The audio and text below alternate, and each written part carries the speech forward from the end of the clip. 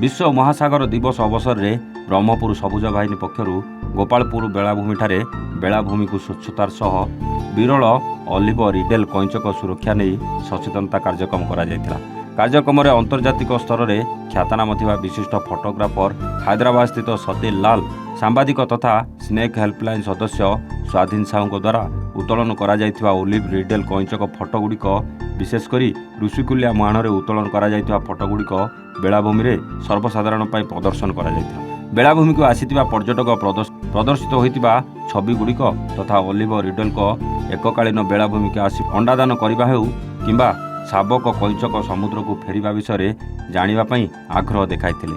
चलित वर्ष थीम रही अद्भुत जहाँ आमको जीवन देउछि ताकू रक्षा करबा। यह दर्शाई महासागर प्रति आम समस्त दायित्व विषय अवगत कराइछि। अर्थात महासागर केवल विशाल जलराशि नुहे बरं आम समस्त जीवन बंचार मुख्य आधार एवं आम ग्रह को स्वास्थ्य रखिबार महत्वपूर्ण भूमिका निर्वाह करिଥାଏ। दिनकू दिन बढ़ुवा तापमात्रा और जलवायु परिवर्तन जहाँ सीधासलख स्थलभूमि में जीवजंतु नुहति बरं सामुद्रिक जीव पर प्रभाव पड़ुछि। समुद्रर विभिन्न जलस्तर में भिन्न भिन्न प्रकार सामुद्रिक जीव रही था। जलवायु परिवर्तन जोगु समुद्रर जलस्तर तापमात्रा संतुलन रही जहाद्वारा अनेक सामुद्रिक जीव लोप पाई जाइथिबा बेले अनेक प्रजातिर जीव लोप पाइबा अवस्था रही।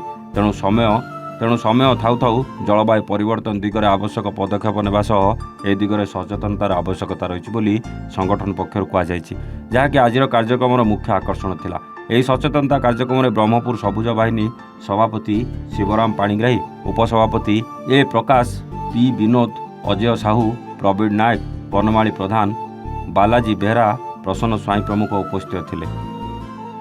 ଗଞ୍ଜାମ ରଙ୍ଗେଇଲୁଣ୍ଡାରୁ ସନ୍ଦେଶ କୁମାର ସାହୁଙ୍କ ରିପୋର୍ଟ, ଏ1 ଓଡ଼ିଶା।